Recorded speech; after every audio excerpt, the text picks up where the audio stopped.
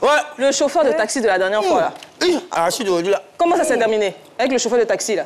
Non, mais tu sais que moi, ça fait 12 ans que je suis au commissariat, mais je flotte dans cette tenue. Je dis, quand je l'ai sifflé, il refuse d'obtempérer. Je dis... Tu l'as arrêté? Je l'ai arrêté. Tellement il a eu peur. Au lieu de me donner son permis de conduire, il m'a donné son extrait de naissance.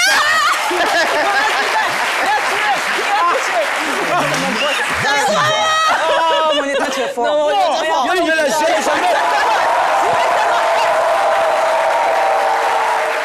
Qu'est-ce qui ne marche pas chez vous? Qu'est-ce qui ne va pas chez vous?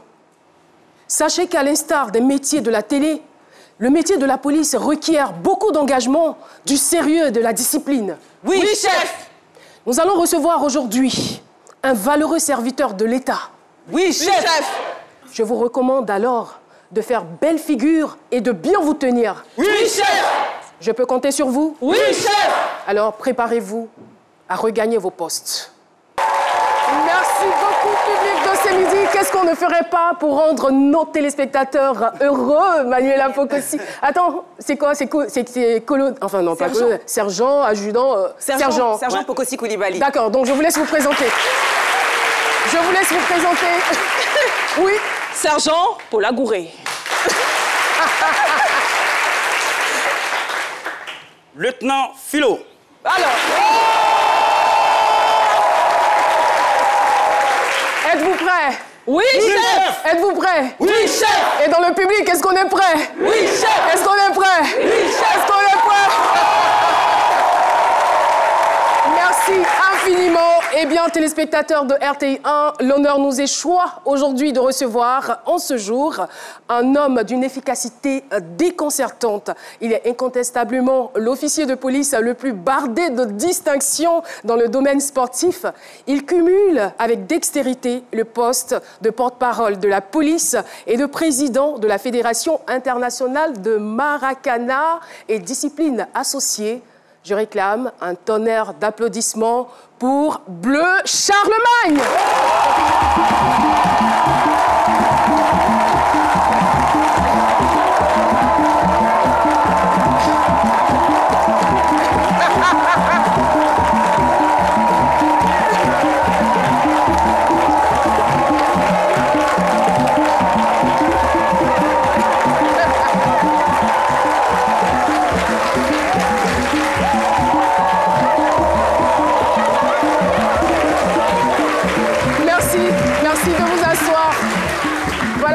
Nous, commissaires, on est heureux de vous recevoir sur le plateau de ce midi. Et je vais demander au public d'applaudir, comme je le disais, ce valeureux serviteur de l'État. C'est un agent du développement. Il travaille pour le rayonnement de notre pays à l'international. Il a hissé à un niveau incroyable le sport qu'on appelle le Maracana. Et nous sommes fiers. C'est donc à juste titre que nous le célébrons en ce jour. Bleu Charlemagne, pour ceux qui le connaissent et pour ceux qui le découvrent. Et parlant de distinction, sachez qu'en 2013, il a été fait chevalier de l'Ordre du mérite sportif ivoirien, prix ICS du meilleur dirigeant sportif ivoirien, 2014 officier de l'Ordre national ivoirien, 2014 encore commandeur de l'Ordre africain des valeurs, prix de la jeunesse francophone, 2014 meilleur président de fédération sportive de Côte d'Ivoire, 2016 meilleur président de fédération, en fait, je préfère m'arrêter là. Meilleur. On ne va vraiment pas s'en sortir. Alors, quelle est votre couleur préférée? Le bleu. J'en étais si sûre. Sa couleur préférée, c'est le bleu. Il s'appelle Bleu. Il est à la police. La couleur de la police, c'est le bleu. En tout cas, c'est pour détendre l'atmosphère et nous allons demander à tous nos téléspectateurs de se montrer très indulgents aujourd'hui parce que cette émission, vous le savez, qu'on a du sérieux et on est un peu décalé. Voilà, on allie les deux en même temps. et nous voulons découvrir l'homme. Donc de temps en temps, si vous le voyez, malgré la tenue, malgré toutes ces médailles, se détendre sur le plateau, ne nous en tenez pas rigueur. Merci. Alors, Bleu Charlemagne, comme je disais, vous avez eu de nombreuses distinctions au niveau sportif. Le Maracana est un sport fédérateur. Et ce que je veux savoir, c'est que je sais par exemple qu'être commissaire de police, ça absorbe. Oui. On ne peut pas être à la police, on ne peut pas être commissaire de police sans être passionné. C'est clair. Parce que c'est au quotidien que cela se gère. Merci, madame. Et au niveau aussi du sport, vous nous avez démontré par A plus B que vous êtes un passionné. C'est cela. Comment est-ce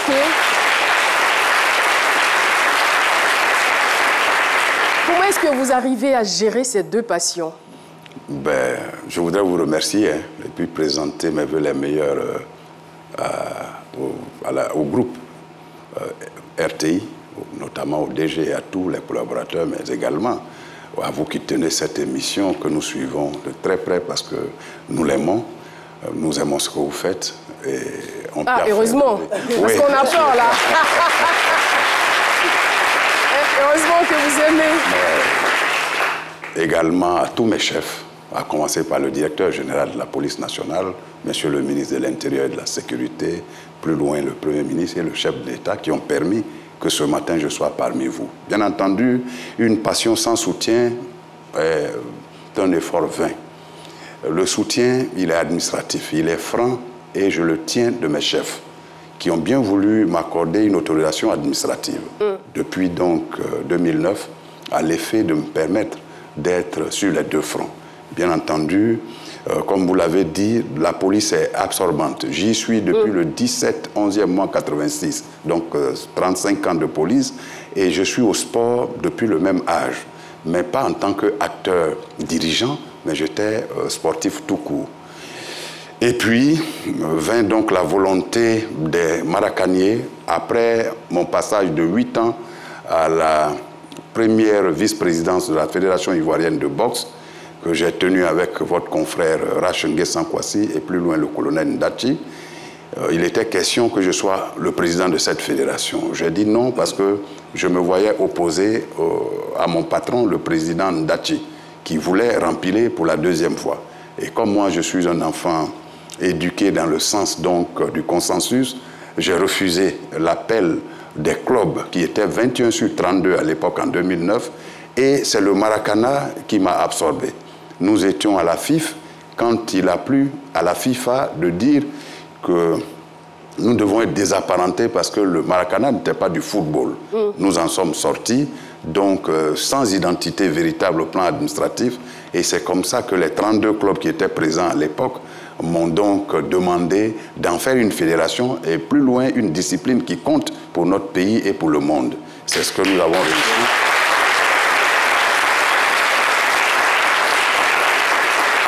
Alors, c'est vrai qu'une chose est d'avoir un don et d'avoir des talents, mais une autre est de pouvoir se hisser et se maintenir au sommet. Oui. Alors, vous allez partager avec nous, oui. Nous on attendait vraiment ce moment-là, vous allez partager avec nous vos stratégies, vos méthodes de travail qui vous permettent donc de pouvoir cumuler tous ces postes et de bien les tenir. J'ai eu la chance de croire en Dieu depuis tout petit. Donc pour moi, il y a sa main là-dedans. Comme disent les enfants, il y a Dieu dedans.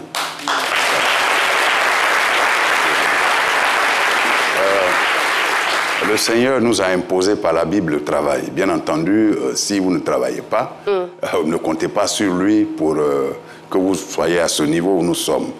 Je suis un homme sans sommeil, sans vie de famille véritable. Et le Seigneur permet que je n'ai pas tout le temps les yeux rouges. C'est une figure de style quand vous dites que vous êtes un homme sans sommeil. Vous dormez à peu près combien d'heures par jour? Maximum 5 heures, 4 heures, 5 heures, si j'ai trop dormi. Je n'ai jamais dormi avant minuit. Excusez-moi, vous dormez combien d'heures par jour, vous? 8 heures, d'accord, c'est bon pour la santé, bon.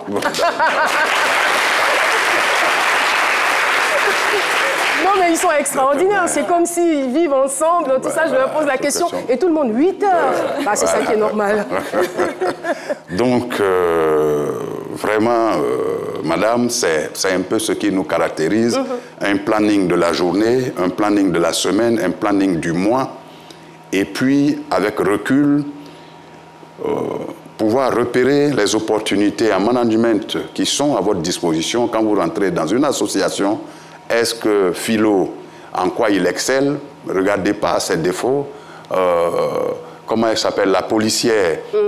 En quoi elle excelle? Ne regardez pas à ses défauts. Et quand vous accordez une tâche, vous confiez une tâche à un collaborateur, par derrière, il faut contrôler. C'est le b.a.-ba du management. Et comme je suis allé à cette école, donc avec mes collaborateurs, je suis à l'aise.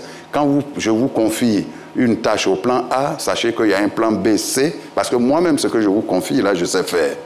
Donc si vous ne le faites pas à temps, moi, je le fais, et puis je mets cela à votre nom, à votre profit, pour ne pas vous froisser. C'est un peu comme ça que je travaille. Eh bien, je puis vous assurer que c'est un livre bourré d'enseignements que nous allons feuilleter en ce jour.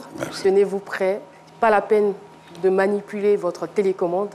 Restez tout simplement sur RTI1. Ce n'est pas le moment de la pub, mais plutôt de la Zoom compile pour découvrir sous un autre pan notre invité. Tout aussi charismatique dans la police que dans le milieu du sport, Bleu Charlemagne fait partie des acteurs sportifs les plus distingués dans les forces armées ivoiriennes.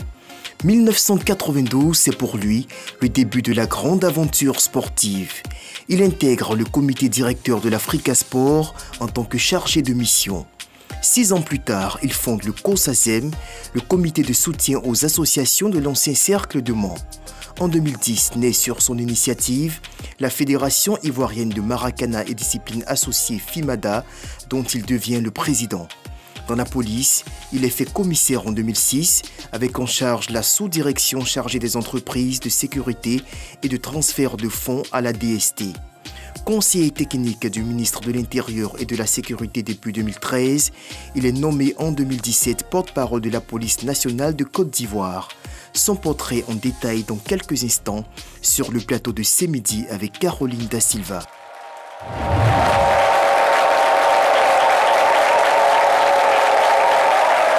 Et voilà, nous sommes donc de retour sur le plateau de Ce Midi, toujours avec monsieur, sinon le commissaire Bleu Charlemagne, détenteur de 11 médailles d'or et de 5 médailles d'argent. Alors, nous poursuivons avec nos questions. Oui. Comment se porte la police nationale aujourd'hui? Mais très bien, très bien, j'allais dire. Vous le dites avec beaucoup de conviction. Hein? Avec beaucoup de conviction, mieux qu'avant, bien entendu. Vous savez que l'homme est insatiable, donc on a toujours des doléances. Même hier, nos grands commandements ont présenté nos doléances malgré les efforts du gouvernement qui fait tout pour nous créer de bonnes conditions de travail, mais il y a toujours des besoins. Bien sûr que la police a des doléances qui sont nombreuses, mais je pense qu'on se porte mieux qu'avant. D'accord, c'est rassurant. Alors, je sais que vous êtes un homme qui ne s'auto-satisfait jamais, qui est toujours dans la quête de l'excellence. Si vous devriez apporter des changements au niveau de la police, ce seraient lesquels? Mais d'abord, nous-mêmes, notre tenue, notre posture. Quand je prenais la responsabilité des sports à la police en 2017, parce que le titre de porte-parole, la nomination est venue après, je dis que mon objectif, c'était de faire en sorte qu'il y ait l'opération policier ventre zéro. Vous comprenez? L'opération policier ventre zéro. Docteur Philo, vous pouvez vous lever, s'il vous plaît, pour voir si vous respectez les conditions. Ok, c'est bon. Je respecte cela. Faire en sorte que nos garçons et nos filles sveltes puissent être à la tâche après des séances sportives de maintien de conditions physiques, parce que la formation, ça ne blague pas, mais après, on s'oublie. Et donc, pour la formation continue au plan sportif, il m'a été confié par le ministre de la Sécurité et donc le directeur général ce pan-là. À cause de la Covid, nous avons un peu mis un bémol dans notre programme, mais vous verrez que dans toutes les ruelles de la Côte d'Ivoire, tous les samedis, les policiers sont en footing justement pour respecter l'opération police ventre zéro. Non seulement police ventre zéro, mais vous avez été donc à l'initiative du club Omnisport au sein de la police. Oui, bien Bravo. entendu, bien entendu, bien entendu, bien entendu. Et quand... Bon, vous avez beaucoup de renseignements. C'est vrai que j'ai beaucoup de renseignements. Je vous demande tout de suite quelles sont les bases pour une bonne enquête, pour effectuer une bonne enquête. D'abord, votre probité. La probité. La première le premier des critères, c'est votre probité. Vous pouvez pas... Vous avez beau être intelligent, compétent, si votre probité est douteuse, personne ne vous confiera une enquête, d'abord au niveau professionnel, mais également au niveau de la collaboration avec la population. Quand on sait que chez vous, quand on rentre, c'est d'abord 50 000, c'est d'abord 10 000, c'est d'abord 5 000, avant qu'on ouvre même un registre, on ne viendra pas dans votre commissariat, bien entendu, et vous n'aurez pas la bénédiction d'avoir ces médailles que vous êtes en train de voir, parce que c'est cela, l'expression de la confiance de notre hiérarchie. Mais qui puise son essence dans celle beaucoup plus importante des populations. Il faut faire envie d'être fréquenté. Il faut qu'un commissariat soit un lieu où on va sans méfiance, sans appréhension. C'est le premier critère. Merci beaucoup. Alors, je ne sais pas si je pourrais aisément me prononcer sur sa probité. Seulement, je peux vous confirmer que c'est un agent excellent, intelligent, dévoué. Mesdames, mesdemoiselles et messieurs, nous recevons aujourd'hui un commissaire et cela ne nous a pas empêché d'ouvrir un dossier sur lui.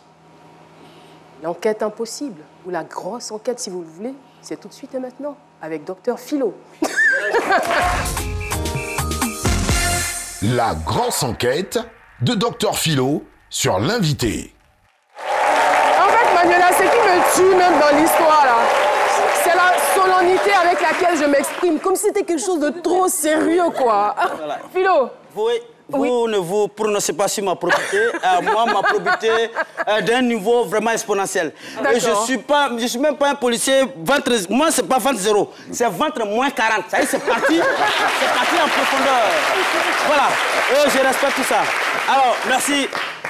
Les résultats de l'enquête sont là. La grosse enquête. Alors, nous avons sillonné l'ouest montagneux. Alors, nous sommes rentrés hier nuit, je crois à 3 h du matin, je vous ai appelé quand je suis rentré. Tout à fait. Voilà, c'est vrai, je ne dors pas beaucoup, mes yeux ne sont pas rouges aussi. Alors, donc, on a rencontré les sages, on est allé à Sanguiné, on est même allé à Kampala, à 25 km de Mans, entre Sanguiné et Mans, à Kampala, où notre invité a passé une partie de son enfance. Alors, on a rencontré les sages. Alors, c'était monsieur... Quand il était jeune, il était beaucoup avec sa mère. Ouais, il y a beaucoup de maternité. Quand sa mère va casser le fagot, machin, le met au dos, au champ. Ouais. Elle va en brousse avec lui. Ouais. Au marigot, elle va puiser l'eau, il est toujours dans son dos. Le jour, il la laisse à la maison, elle le laisse à la maison, il pleure. Comme tout bon enfant, en fait, qui aime sa mère. Alors, il pleurait beaucoup, mais quand on lui brandit un beau flotto, il se calme. Il se calme, c'est ça. Il se calme. Alors, oui. Et déjà, à son jeune âge, il aimait... C'est pourquoi je ne suis pas surpris de le voir être président de la fédération ivoirienne de football... De Maracana et de discipline associée. Parce que déjà, tout petit, quand lui donne cadeau, c'était ballon. Mais les ballons étaient plus gros que lui. Donc ça fait que lui, quand il monte dessus, il tombe. Mais il aimait le ballon, il aimait le foot. Alors, il avait un petit nom, on l'appelait... ça, c'est Yacouba. Yacouba, il faut bien prononcer. Douan. Pardon?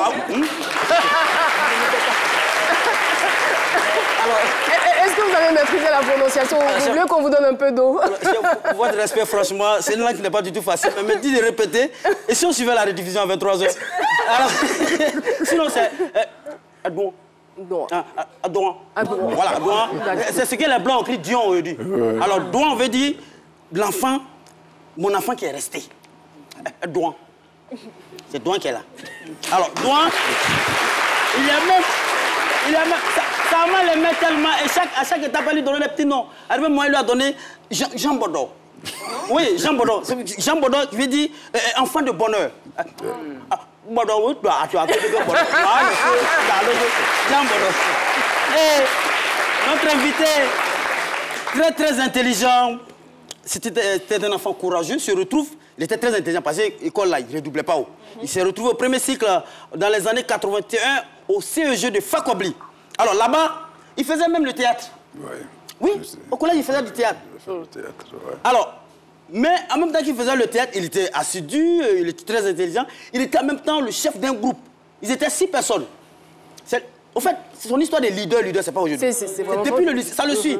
Il était le chef, le chef du groupe. Mais Philo, pardon, en fait, je voudrais ouvrir une petite parenthèse, parce que hier, ici, on parlait des violences en milieu scolaire. Oui. Alors, le théâtre fait partie des activités qui occupent sainement les élèves. Oui. Donc, nous voulons plaider à ce que le théâtre scolaire revienne à l'école. Franchement.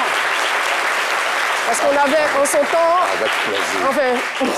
en son temps, vous aviez l'OASU, vous aviez le théâtre. Donc les élèves n'avaient pas le temps d'aller commettre des forfaits ou des vices. Madame,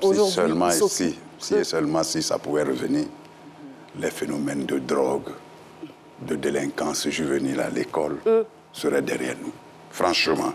Parce que c'est ce que nous avons fait.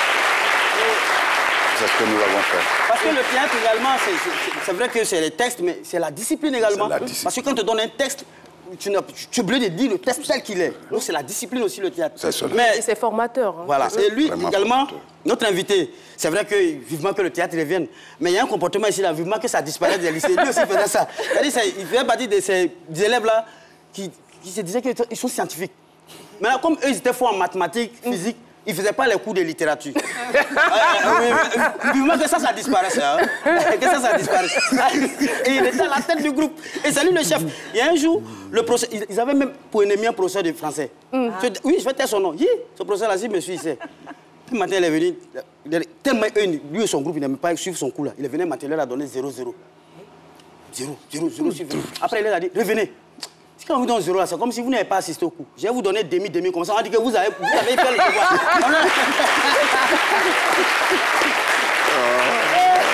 Et quand c'est comme ça, on a une convocation, c'est quels élèves qui ont... Parce que lui, il était le chef des demi. Le chef du groupe des demi en français. Donc quand on donne une convocation pour appeler les parents, et quand on leur donne une convocation, ils ne vont pas appeler les vrais parents, ils vont prendre les doyens là-bas. Là. Vous venez, puis les doyens vont s'arrêter. Qui va appeler son parent là pour je ne sais pas si vous l'avez dit, si vous l'avez mentionné, parce que dans le groupe, il y avait aussi son frère jumeau. Oui, son frère jumeau. Avec qui ils étaient ensemble, ils étaient ensemble de la 6e à la terminale, je crois. C'est le colonel, je crois le colonel Ma.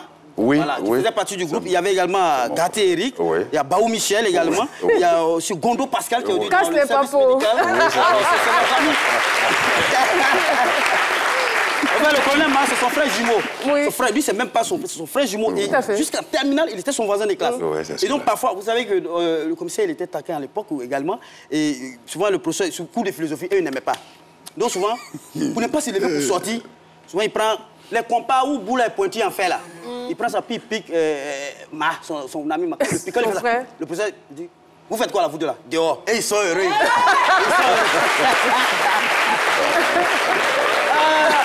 Non, là, je pense qu'il n'est pas d'accord, là.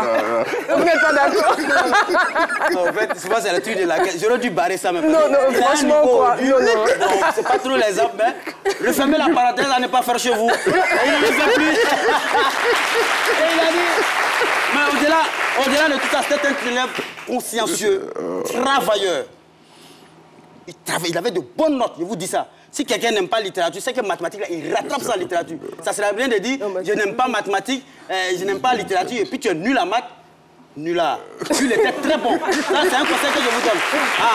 Mais, comme lui-même l'a dit tout à l'heure, il avait même été appelé à diriger la fédération ivoirienne de boxe, mais le Maracana était déjà dans son sang, donc il n'est pas parti. C'est quelqu'un qui prend beaucoup d'initiatives, très engagé. Dans ce qu'il fait, très engagé dans ce qu'il fait. Même à l'école de police, alors on a mené les enquêtes à l'école de police. On m'a laissé rentrer quand même, je vous en prie. Qu'est-ce que vous croyez? Alors, avec ma mallette. Alors, même à l'école de police... lieutenant.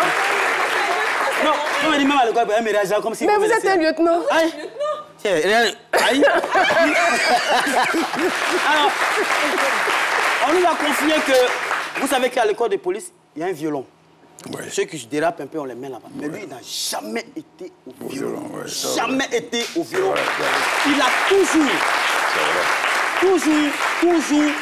respecté tous ses supérieurs. Ouais. Ça, c'est ce qui est ressorti de la quête. C'est que les corps habillés là, quand tu vas, ce qui est vrai là, c'est qu'ils te disent, vous fouillez les dossiers, on dit, ce monsieur-là, nous, on n'a jamais eu de problème avec lui. Alors, c'est pour dire, au terme de cette enquête, dire à la jeune génération que ce monsieur que vous voyez, quand nous avons fini de mener nos enquêtes, parce que vous le voyez à la télévision, porte-parole de la police, il est président de Maracana. Il est là chaque fois, quand Corona il fait le point, hein, il est assis là-bas, il n'est pas quitté au ciel pour tomber. Quelqu'un qui était dans dos, cassé fagot en bouffe au village, à Kampala, 25 km de Mans, il se retrouve aussi aujourd'hui, il occupe un poste de responsabilité dans son pays. C'est un chemin qu'il a parcouru dans la discipline et la cohérence. C'est lui qui est là. Ça ne sert à rien de voir les gens à la télé et dire, ils l'ont mis là. Vous pouvez être au champ aujourd'hui et puis demain vous retrouver à cette place. C'est ce que je voulais vous donner comme conseil. Soyez reculés dans tout. Et puis,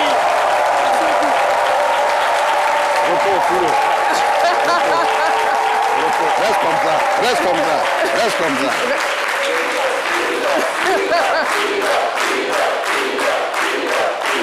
Vas-y, vas-y, salut. Merci beaucoup.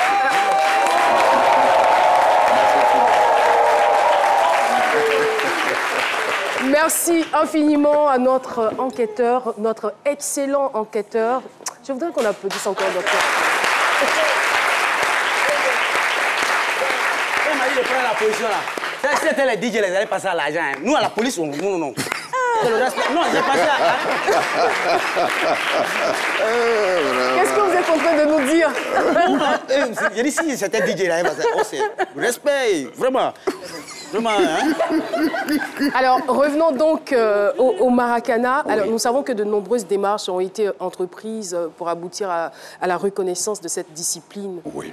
Le 6 janvier 2010, pourquoi cela était-il important pour vous? Et puis, qu'est-ce qui a changé depuis lors?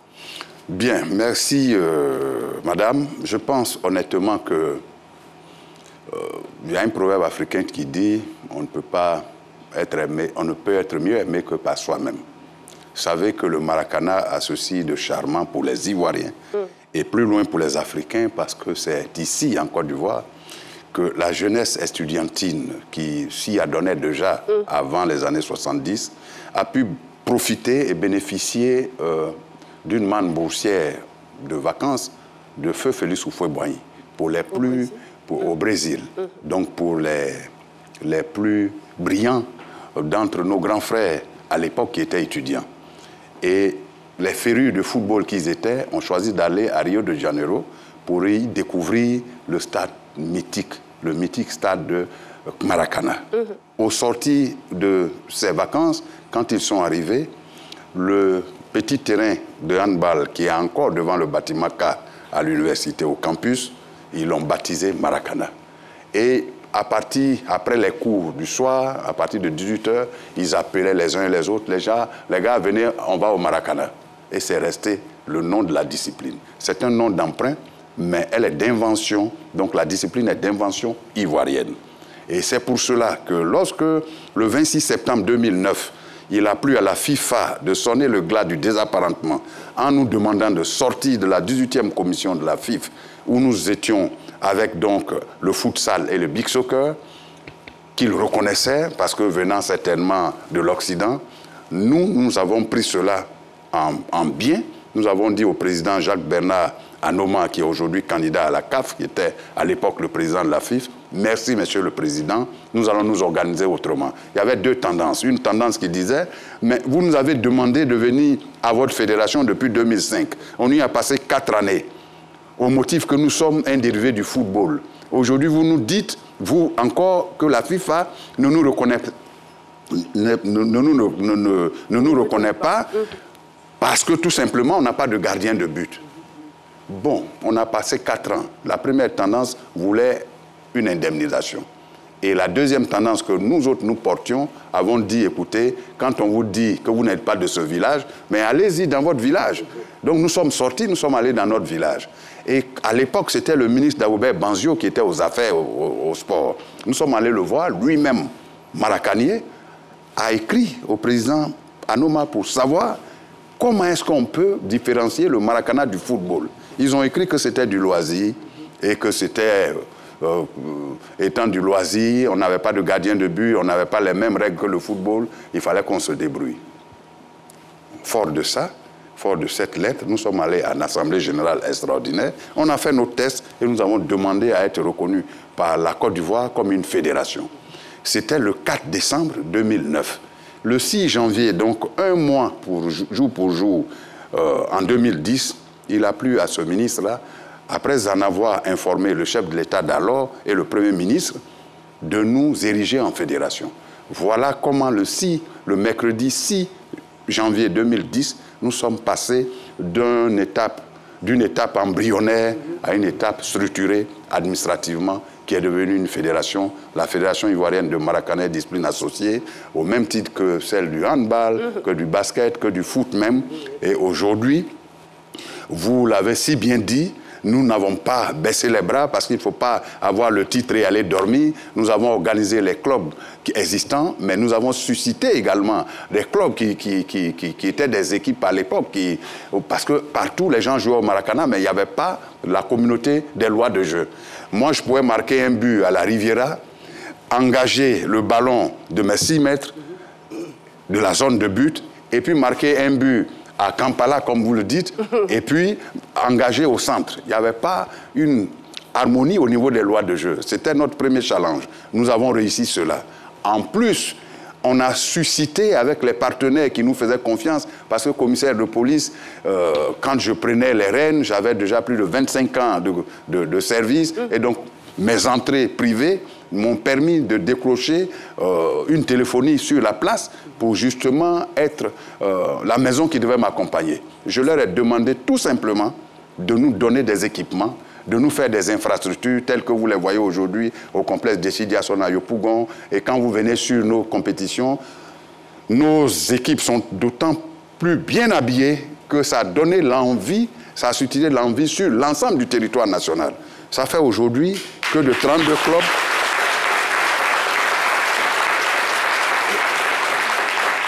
Alors, c'est très intéressant ce que vous êtes en train de dire, malheureusement, bon, heureusement. Heureusement pour nous, nous avons quelques exigences au niveau de la pub. D'accord. On marque une pause et on se retrouve pour la suite de cette émission. Merci beaucoup.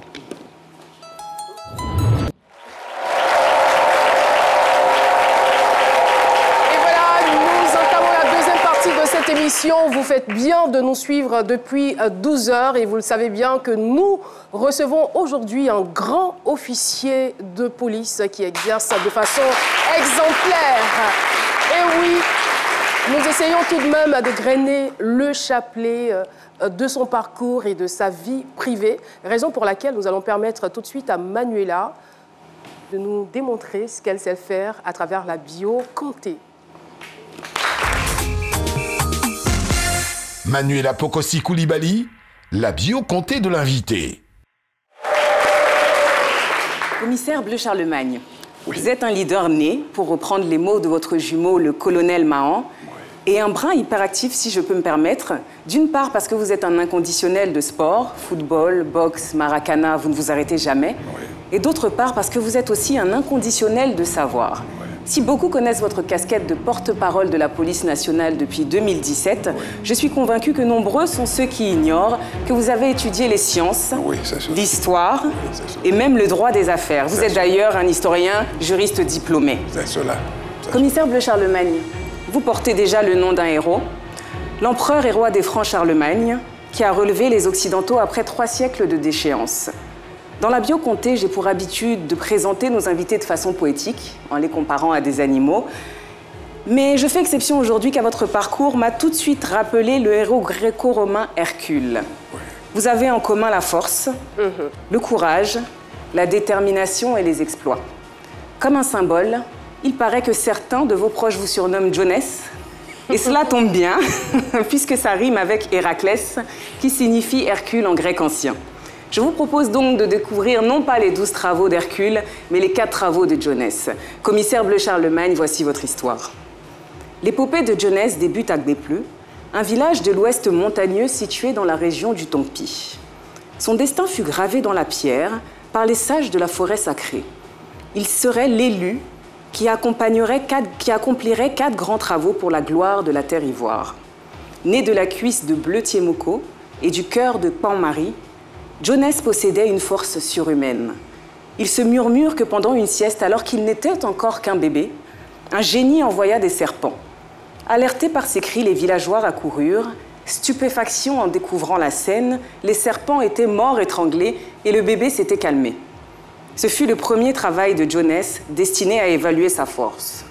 L'enfant grandit sous l'aile du patriarche Bé Alphonse et embrassa rapidement son destin de leader. Il décrocha un savoir scientifique, des griffes du lion de Mans, qu'il tua d'un seul coup de poing dans le cœur. Ce fut le deuxième travail de Jones. Les génies ordonnèrent ensuite à l'athlète de remporter la course du Mont Police contre les infatigables taureaux de Cocody. Il en sortit major. Ce fut le troisième travail de Jones. Le quatrième travail que dut accomplir Jones fut d'offrir son indépendance au Maracana, une discipline dont il était un champion. Là encore, le héros l'emporta. Il acheva le dragon FIFA à 6 têtes, de 12 flèches dans les yeux. Ce fut le quatrième travail de Jones. Commissaire, vous êtes un homme passionné, oui, un homme engagé auprès de la jeunesse, mais aussi auprès de votre pays. C'est ça. Le bien-être et la sécurité des Ivoiriens vous ont tenu toujours à cœur et nous vous sommes, excusez-moi, extrêmement reconnaissants pour ça, j'en suis même émue. Aujourd'hui, en tant que porte-parole de la police nationale, vous luttez contre un ennemi particulièrement redoutable, la Covid-19. Alors je souhaite au champion de Maracana de parvenir à l'éradiquer grâce à sa potion magique. On me l'a révélé, il paraît que c'est la sauce feuille accompagnée de riz et de manioc. Bravo!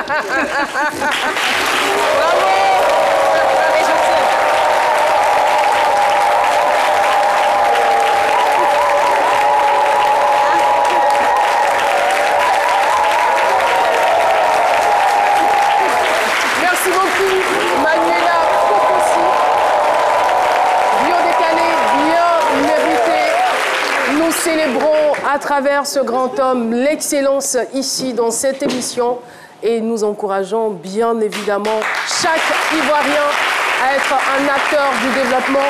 Il est la preuve qu'on peut naître ici, réussir ici et servir ici de façon valable. Merci en tout cas pour l'honneur que vous nous faites d'être là. Merci. Vous voulez vous prononcer sur la bioconté? En une phrase. Mais je voudrais tout simplement dire que je suis très ému de savoir que vous avez du génie dans cette émission. Merci beaucoup. Merci infiniment. Et là, rien à dire. Pour feuilleter votre album, nous n'avons pas forcément eu besoin d'avoir du génie. Nous avons juste été curieux, comme vous d'ailleurs. Alors ensemble, nous allons le parcourir. Je vous laisse commenter les différentes photos qui s'affichent maintenant à l'écran. Ben, en bas, où je suis en culotte, j'étais en formation militaire de base en 86-87. Là, c'est le président de l'Assemblée nationale. Les photos sont numérotées. Hein, donc la photo 1, c'est donc le président de l'Assemblée nationale d'alors, le professeur Mamadou Koulibaly, qui me mettait les galons de major de promotion des élèves commissaires de police le 2 septembre 2005.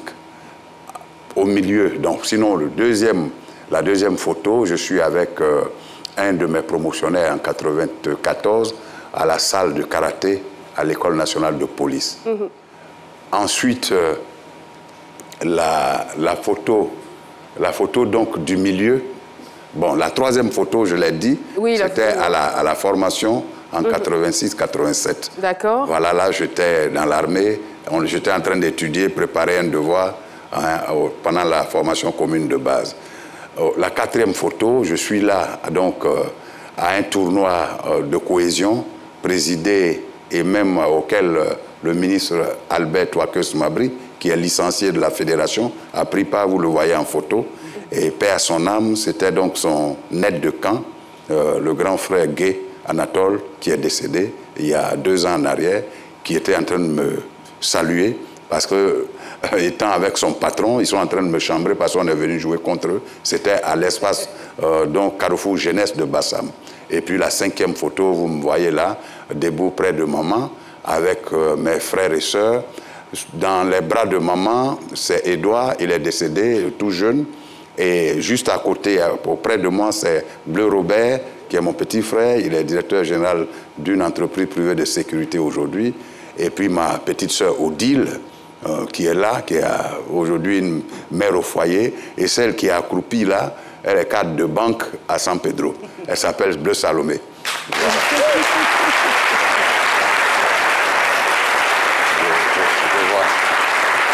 Merci beaucoup. Je ne sais pas d'où vous sortez tous.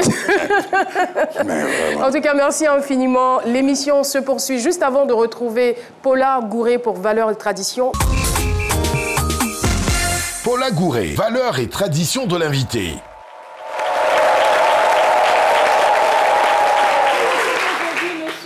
Charlemagne, comme vous le savez désormais dans Valeurs et Traditions, j'ai pour mission de vous envoyer au cœur des origines de notre invité, et ce à travers les us, les coutumes, les croyances, la religion, les plats typiques de sa région.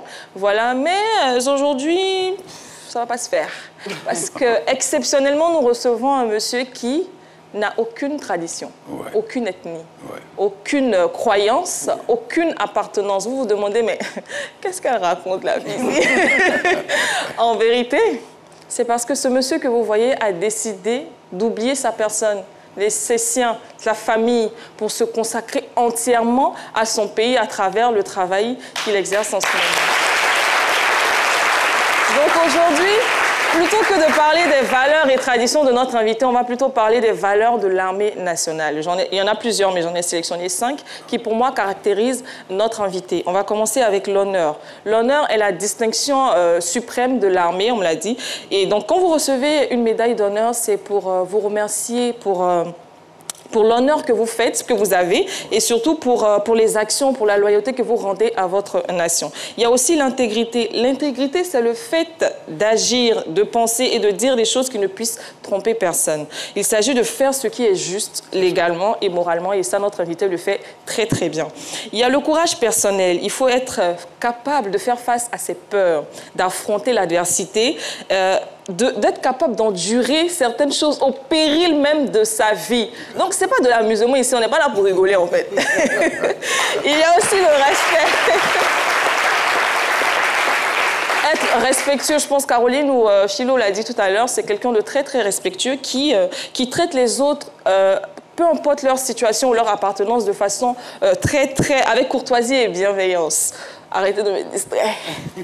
On va terminer avec le service désintéressé. Ce monsieur que vous voyez est prêt à tout pour servir son pays sans rien attendre ou même sans attendre une reconnaissance particulière. Donc j'invite tout le monde à prendre pour exemple ce monsieur. On ne vient pas à la police pour faire genre, pour faire effet de mode ou bien pour échapper au chômage. Quand on vient à la police, c'est parce qu'on aime sincèrement et qu'on est prêt à faire un don de soi perpétuel à son pays. Et j'aimerais qu'on ovationne ce monsieur ici. Merci infiniment, Paula Gouré. Maintenir l'ordre public, protéger les personnes et les biens sont entre autres les missions assignées à la police. Eh bien, mesdames, mesdemoiselles et messieurs, j'ai une petite surprise pour vous. Ah bon. Avec bien sûr la complicité de la régie qui va établir donc le contact visuel.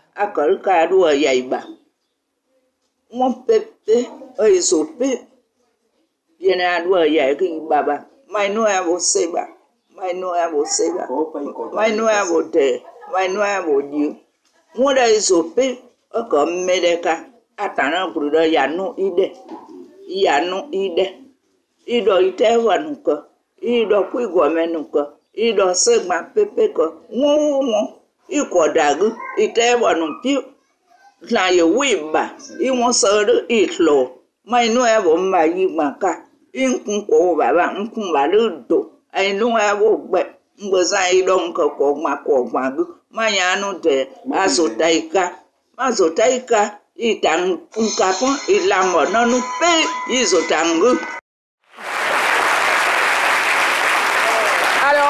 On sait que dans cet élément, il y a eu beaucoup de bénédictions. Vous allez les partager. Ne les gardez pas pour vous seulement. Bien sûr, vous allez les partager avec nous. Oui, bien sûr.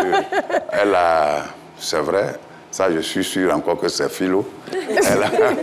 Elle a fait des bénédictions pour dire déjà que le Seigneur bonifie ce que nous faisons pour elle, pour toute la fratrie qu'elle a eu à mettre au monde, mes sœurs et frères, mais également pour ce pays.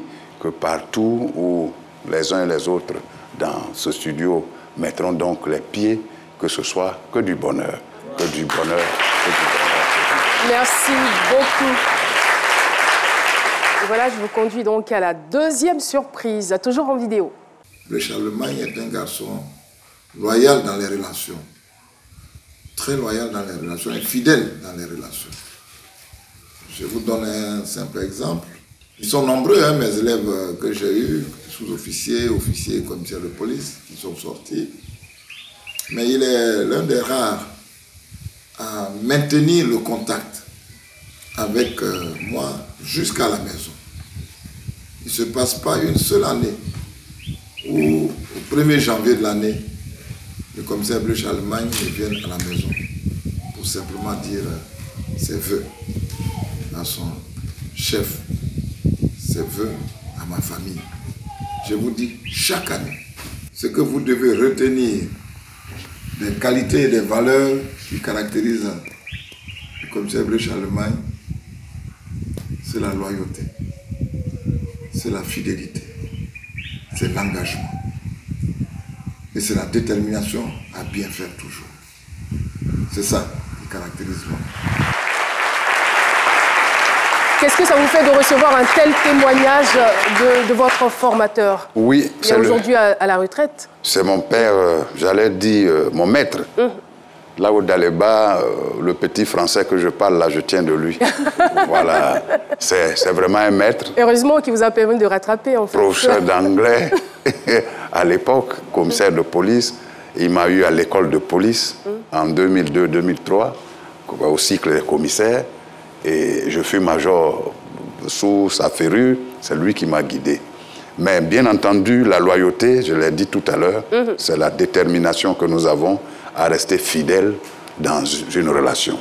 Voici quelqu'un qui nous a formés. Et vous savez que l'école de police, ce n'est pas l'école des infirmiers. Vous comprenez? Ce n'est pas l'école des postes et télécommunications. Il n'y a pas de brimade celte, mais c'est une école avec une formation rugueuse et rigoureuse. Mais sortir de là et rester fidèle à quelqu'un, c'est une philosophie. Ils sont nombreux comme ça, que j'ai eu la chance de côtoyer, dont j'ai bénéficié du savoir, qui sont aujourd'hui des généraux à la retraite, des commissaires divisionnaires à la retraite, mais que je continue de fréquenter, ainsi qu'il l'a dit. C'est ce que nous devons enseigner aux plus jeunes.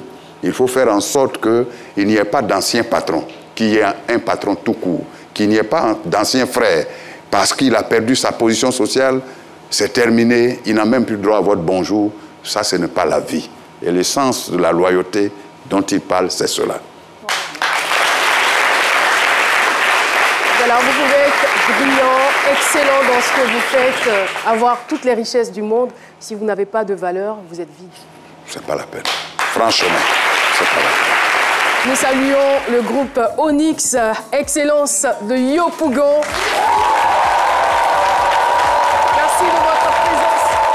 Remerciements également adressés à l'École supérieure de commerce et d'administration et de management, ESCAM. Merci d'être venu. Et voilà, je pense que c'est tout. Merci beaucoup, Bleu Charlemagne. Merci infiniment d'avoir accepté notre invitation. Des modèles, nous en avons besoin. Aujourd'hui, la jeunesse est à la recherche de repères. Vous en êtes un. Merci. Et nous sommes heureux d'avoir entendu votre témoignage. Nous sommes heureux de vous avoir déroulé le tapis rouge. Merci beaucoup. C'est moi qui vous remercie. Merci.